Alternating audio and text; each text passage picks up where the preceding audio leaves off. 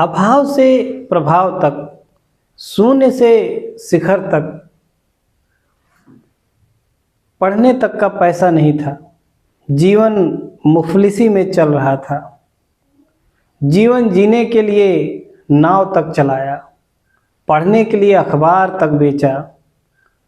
मेहनत इतनी शिद्दत के साथ किया कि एक इंजीनियर से विश्व के सबसे बड़े लोकतांत्रिक देश भारत का राष्ट्रपति बनने तक का सफ़र तय किया। साथियों नमस्कार। आज मैं भारत के उस महान शिल्पी के बारे में बताऊंगा जिसने भारत को तकनीकी रूप से समृद्ध किया, भारत को एक परमाणु शक्ति संपन्न राष्ट्र बनाया। मैं उस महान वैज्ञानिक के बारे में बताऊंगा जिन्होंने देश को सफलता की सीढ़ियों पर चढ़ा करके अग्रणी देशों तक पहुंचाया, टेक्नोलॉजी के क्षेत्र में समृद्ध बनाया।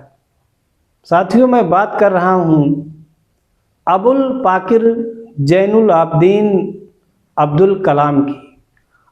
अब्दुल कलाम साहब का जन्म 15 अक्टूबर 1931 को रामेश्वरम के धनुषकोडी नामक ग्राम में हुआ था।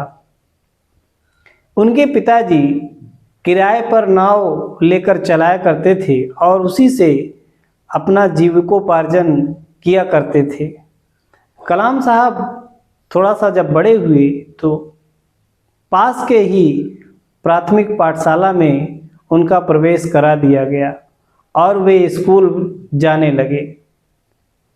क्लासरूम में पहली बेंच पर वे गांव के पुरोहित पंडित रामदयाल शास्त्री के बेटे के साथ बैठा करते थे। मास्टर जी एक दिन देखे और उनको यह अच्छा नहीं लगा कि एक पुरोहित का लड़के के साथ एक नाविक का लड़का बैठा हुआ है और वे कलाम साहब को डांटते हुए कहे कि तुम पीछे बैठो। कलाम साहब डर के मारे पीछे बैठ गए और पिछली बेंच पर ही हमेशा बैठकर पढ़ा करते थे। और उसी समय उन्होंने यह दृढ़ निश्चय किया कि एक दिन इसी पिछली बेंच पर बैठकर मैं अपना भविष्य लिखूंगा और भारत की भी तकदीर बदलूंगा। स्कूली शिक्षा खत्म होने के पश्चात उन्होंने मद्रास इंस्टीट्यूट ऑफ टेक्नोलॉजी में प्रवेश लिया और वहां से इंजीनियरिंग की डिग्री हासिल किया।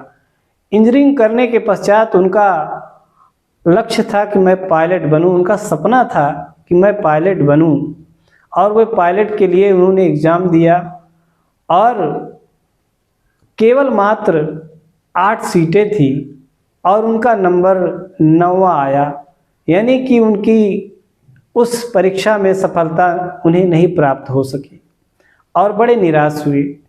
लेकिन वे अपने आप को संभाले और उसके पश्चात वे इसरो को ज्वाइन किया।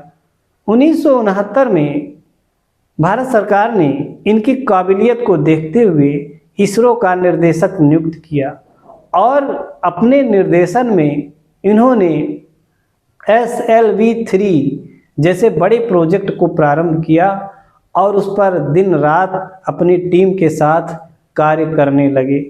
लेकिन कहीं न कहीं तकनीकी रूप से खामियां थी और SLV-3 असफल हो गया। लेकिन इन्होंने यह दृढ़ निश्चय किया कि इस असफलता को मैं सफलता में बदल करके ही रहूँगा। सपने वे नहीं होते जो नींद में आते हैं, सपने वे होते हैं जो नींद नहीं आने देते। साथियों इसी मूल मंत्र को अपनाते हुए उन्होंने यह दृढ़ निश्चय किया कि मैं 1 वर्ष के भीतर ही अपनी टीम के साथ पूरी लगन के साथ पूरी शिद्दत के साथ मेहनत करके मैं अपने इस प्रोजेक्ट SLV-3 को सफल करके दिखाऊंगा। और हुआ भी ऐसा ही। साल भर के भीतर ही SLV-3 प्रोजेक्ट सफल हुआ। इस SLV-3 प्रोजेक्ट सफल होने से भारत के तकनीकी रूप से आगे जाने का मार्ग प्रशस्त हो गया। इसी के साथ PSLV और GSLV जैसे बड़े प्रोजेक्टों की शुरुआत हुई। इस शुरुआत से भारत उपग्रह प्रक्षेपण के क्षेत्र में इस कदर आगे बढ़ा कि उसने एक बार में एक साथ 104 उपग्रहों को पृथ्वी की भूस्थैतिक कक्षा में स्थापित करके विश्व रिकॉर्ड बनाया। और डॉक्टर कलाम साहब की ही टेक्नोलॉजी और उनके मेहनत का ही प्रतिफल है कि आज भारत का मंगल मिशन कामयाब हुआ। इसके साथ साथ कलाम साहब के ही निर्देशन का परिणाम था कि भारत ने त्रिशूल, नाग, पृथ्वी और अग्नि जैसी मिसाइलों का सफल परीक्षण किया। अग्नि जैसी परमाणु संपन्न मिसाइल के सफल परीक्षण के साथ भारत उन 6 देशों के श्रेणी में शामिल हो गया जिनके पास इस प्रकार की टेक्नोलॉजी विद्यमान है। भारत निश्चित रूप से एक शक्तिशाली राष्ट्र बन गया। इनके निर्देशन का ही फल था कि 1998 में भारत अपना द्वितीय परमाणु परीक्षण सफल रूप से कर पाया और भारत एक परमाणु शक्ति संपन्न राष्ट्र बना। इन्हीं का कुशल निर्देशन था कि भारत तकनीकी क्षेत्र में इतना अग्रणी हो। 25 जुलाई 2002 को डॉक्टर कलाम को भारत के 11वें राष्ट्रपति के रूप में चुना गया। डॉक्टर कलाम 5 वर्षों तक अपने कार्यकाल के समय अत्यंत अल्प खर्चे में ही अपना पूरा कार्यभार देखते थे और इतना सादगीपूर्ण जीवन व्यतीत करते थे कि बहुत कम समय में ही वे एक लोकप्रिय राष्ट्रपति के रूप में भारत में प्रसिद्ध हो गए और उन्हें भारत का जनवादी राष्ट्रपति कहा जाने लगा।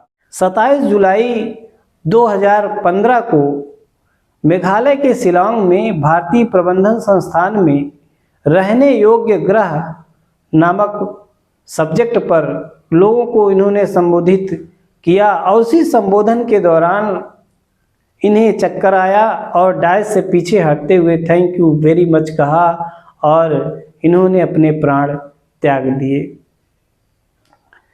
इस संबंध में मैं राष्ट्रकवि दिनकर की 2 पंक्तियां कहना चाहूँगा जो इस महान आत्मा के लिए बिल्कुल ही सटीक बैठती हैं।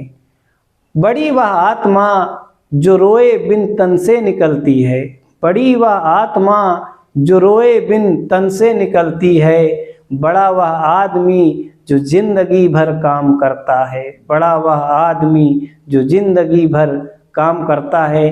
साथियों, कलाम साहब जिंदगी भर काम करते करते हमसे विदा ले लिए। उनके योगदान के कारण उन्हें भारत के सर्वोच्च सम्मान भारत रत्न से सम्मानित किया गया। इसके साथ साथ उन्हें अनेक पुरस्कारों से भी सम्मानित किया गया है। उन्होंने अनेक ऐसी पुस्तकों की रचना की जो भारत को, भारत के वासियों को, विश्व के वासियों को एक दिशा निर्देश प्रदान करती रहेंगी। साथियों, अगर आपको यह वीडियो अच्छा लगा हो तो कमेंट करिएगा, शेयर करिएगा और चैनल को सब्सक्राइब जरूर कर लीजिएगा।